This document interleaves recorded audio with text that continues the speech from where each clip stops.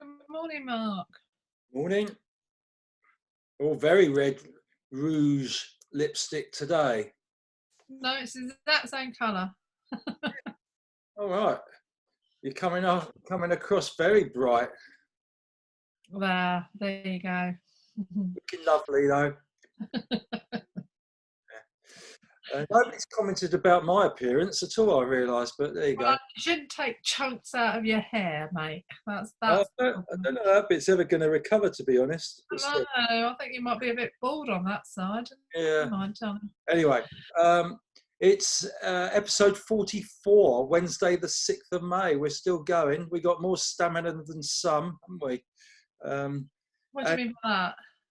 Well, there's old Sam Crick was doing his, was it Crickcast News? That was about 3 episodes he lasted, and then I think he's been busier on more important things. But yeah, I think he has to work. we've kept it going thanks to a very stable sort of 100 odd views a day. It's not gone down, not gone up. So we thank everyone for that, and we've got some really hardcore people that give us plenty of feedback each day, which is really appreciated and does help, doesn't it? Gives you a giggle. Gives me a giggle, and also that the music competition is becoming fiercely competitive now. I didn't realise. It's having an effect on my mental health, isn't it? Yeah, you spend about an hour trying to choose a song these days, whereas I just go that one and that's it. Yeah, I'm not bothered. yeah, I know. It's I mean, we've got people timing their start to the day by it to try and jump the gun, and got a massive Steve Fury, the Fags, Tony Fulbrook. We got a trio there of contestants that are really going for it, and I'm trying to outwit them, and I'm failing dismally. I thought we might get a bit longer yesterday, but Steve Fury came up with the answer yesterday, which was the Love Unlimited Orchestra, Love's theme. The link being orchestra with ELO from the day before, both orchestras. Steve got it thanks to his mum blasting him with Barry White, because they were Barry White's band. I think people are beginning to work on links, trying to pre-guess you now. So in a sense, they, never mind. We've got poor old Hubert in Canada, who's a few hours behind everybody and doesn't get a chance. Oh no, bless him. I might have to pop up in the middle of the night, especially for him. But he knows various other things that nobody else knows. Like they have to pay. We'll get onto that. Yeah. Let's start with the music anyway. Today's music. It's going to come up. We want the music and the link to yesterday's. Here we go. I feel nervous here. I've got to get this right. Otherwise, go on, come on, you can do it.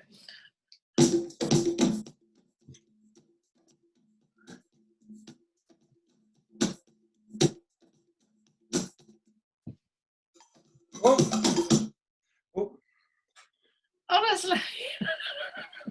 More than I wanted to give, but never mind. We'll test them out. Photo fronts. I'd always like to share a screen. I've got a photo knocking about of me a lot younger, but I'm running out of photographs. I need photographs from people, school photos, things like that. Keep us occupied and amused. I'm probably embarrassed. Yeah, well, talk of that. I mean, I'm not embarrassed. Look what I'm going to show you. I sent this yesterday, or it popped up on a Facebook group. Here we go. Oh, you look very useful there. Look at that. Well, oh, that must have been one Christmas. Yeah. Who are you dancing with, or are you just standing there? Looking a bit shocked. Yeah. Oh, caught in mid-flight. But what I would say, let's go back to it. This goes hand in hand with what you were like in your 30s, 40s, and 50s. I think I might have been in my 30s here. Now the shirt's all right. The trousers though, I'm not sure I would go anywhere near a Tunbridge Athletic Club Christmas do with that colour trousers on these days. And that's how my mind's changed. I'm on the defensive. I'm negative. Sometimes you have to shake yourself out of it. You see the dangers, you know. It's good news that you'd actually put a shirt on. Red wine and potatoes would be flying, and I've got those trousers on. It's ridiculous. What do you mean red wine and potatoes would be flying? I'm not with you. You're not bread rolls. Sorry, bread rolls it was. Bread rolls. I think the odd potato flew across the table as well. Well, I suggest people who belong to Tunbridge AC Club need to behave themselves, don't they? I know. And Alan Bennett slept through it all.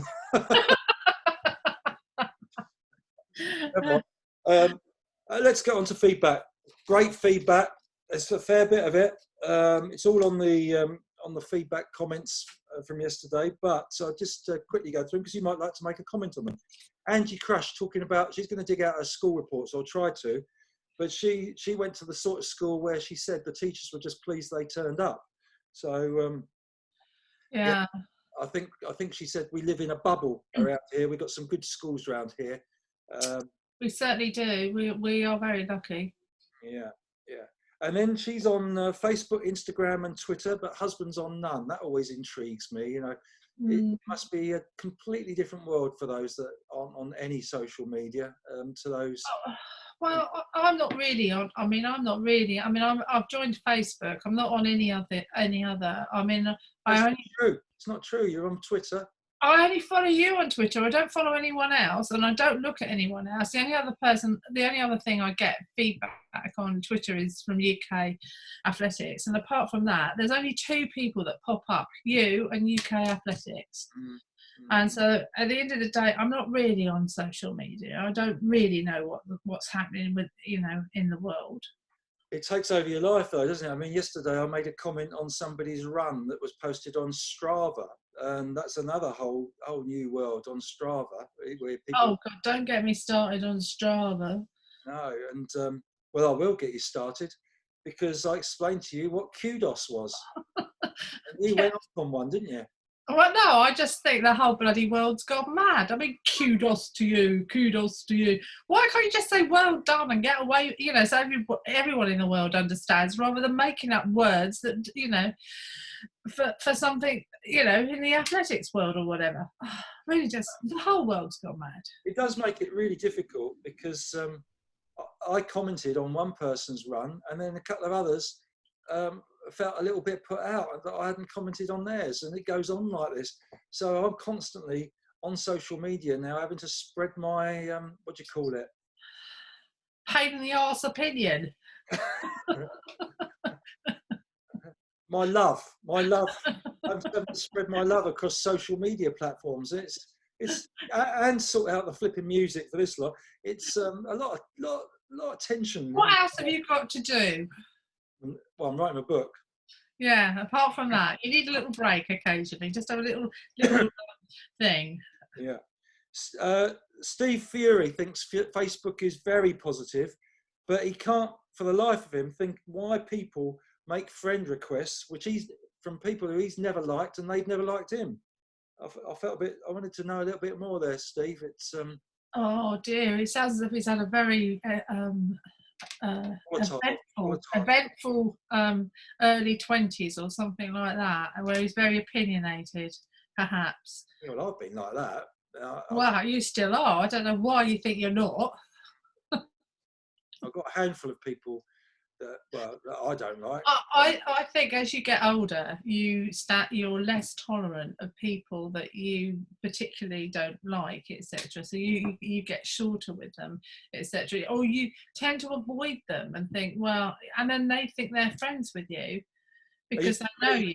Are you talking about you in general, or you? No, I'm just talking about generally people. People have sort of requested to be friends with me, and I'm thinking, really? And I refuse to be. Yeah, okay. Alan Buckle, great post by Alan Buckle. I'll leave people to read it, but he came up with 15 positives. 15 positives. I know the funniest one was Hookways TV. That did make me laugh. I was tittering to myself for a few minutes there, thinking, "Oh my God, I A don't lot, think so." a lot of them revolved around peace and quiet, with fewer planes and cars, and it Hmm. does make you wonder what it's doing to the planet, and whether, in the great scheme of things, whether we'd be better off without a lot of stuff.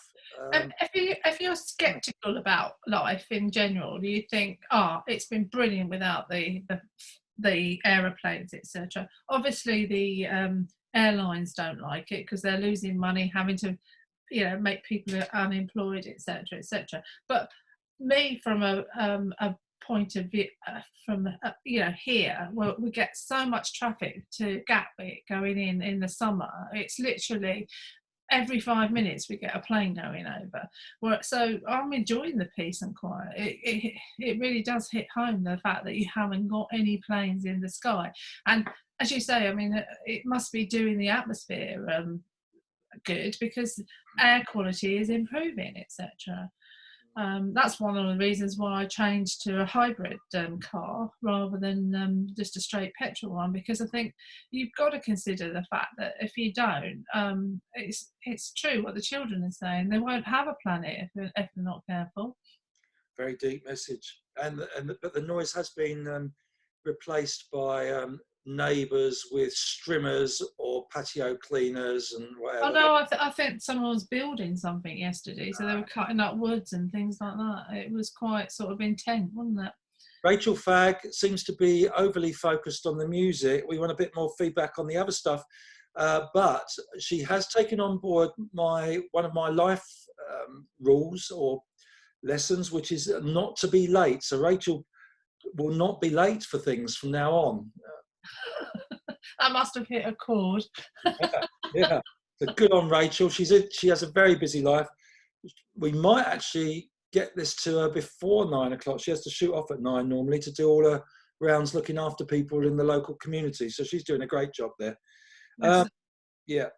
What else have we got? We've got Scott liked the peace and quiet. He thought that was good with on the roads and everything. He can run on the roads, etc.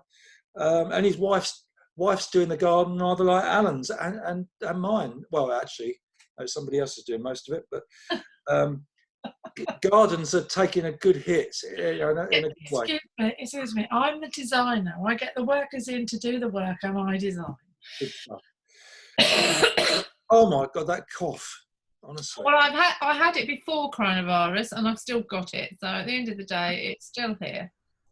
Angie Crush, another big positive. She's not having to nag her kids to get work done for exams, so that's good news. Keeping her calm and the relationship with the family a lot more on an even keel. And her life motto is always do something to the best of your ability. I agree, because if you can't, and also one of my little ones is keep trying, try again. Because if you can't do something the first time, if you practice, you'll find that you can eventually, and then that you've taught yourself that, and that's a great thing to sort of like take on board. Yeah. Well, I was thinking that Elvis Costello song about getting back up after falling down. Very much like that. And then we had this morning came in Hubert from Canada. Great feedback. I said he might miss the music, but he does great feedback. He's right up there with the best of our feedbackers. He brought up this point about being late for things. Some people are late. He said that it really indicates that person who's late thinks that their time is more valuable than those that are waiting for them.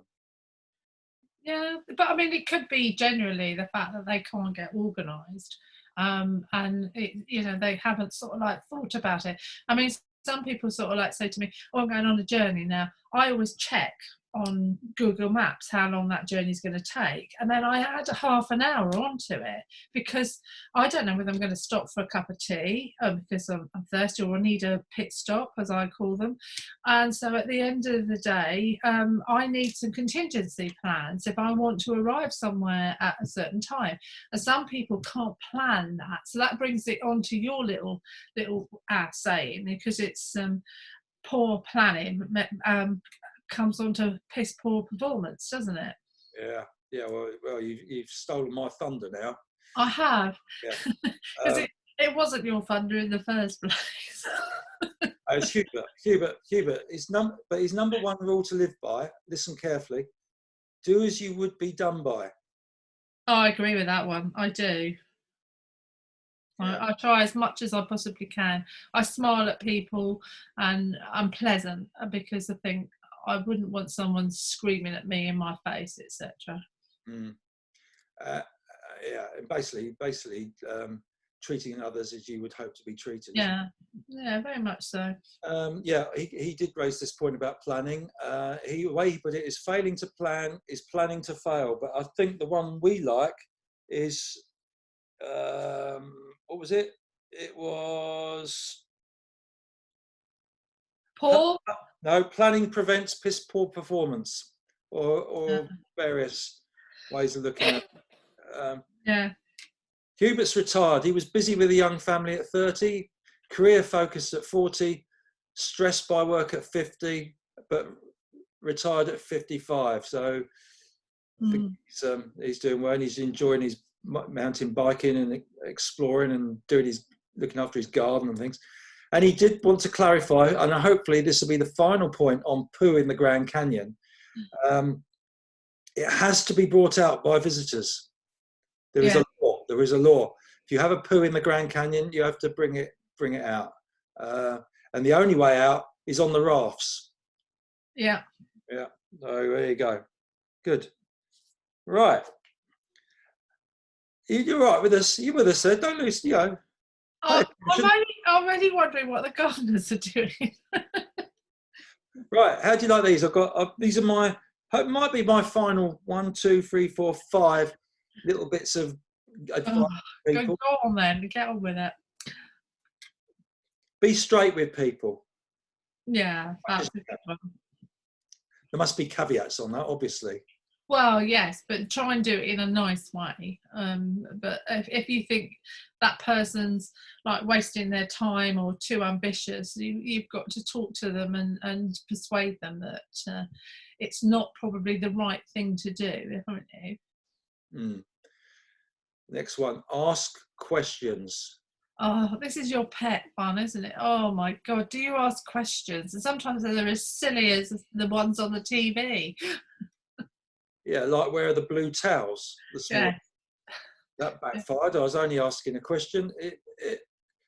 I don't know where your blue towels are. They're your blue towels. And that is the answer. That is all that was needed as the answer.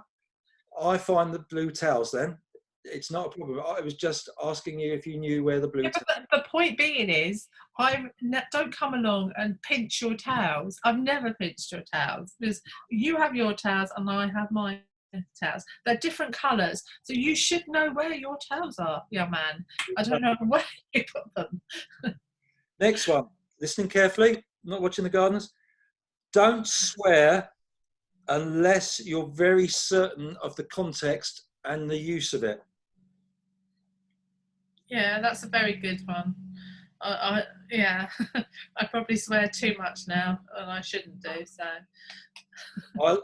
I'll always remember we were having Sunday dinner, 3 boys and my parents, and we were clearly messing about. We were very young, and my dad blew his top, and he let go with the F-bomb, which we'd never heard, and we all looked round at my mum, thinking, "What is she going to say?" And do you know what she said? "Well, you can hardly blame him," she goes. Right, next one. Use your bad experiences to learn from. Yeah, I think that's a good one. I definitely try and think, oh God, that went really bad. I don't think I want to do that again. And what can I do differently? Yeah, all the time. And finally, and this will vary from person to person, how they interpret it, know when to stop when drinking alcohol. Well, as I gave up one dry January, I have noticed people's behaviour because I don't drink. I'm deadly sober, so I mean I'll have a laugh and a joke, but some people just don't know when to stop, and it becomes almost embarrassing, and I'm embarrassed for them. But they don't realise that they're behaving like it, so because they can't see themselves. So I'm now going to be armed with my phone, and I'm going to take videos of them, and then when they're naughty, I'm going to play these videos to them. Yeah, I mean, I don't, it doesn't take much now, and I don't feel like drinking.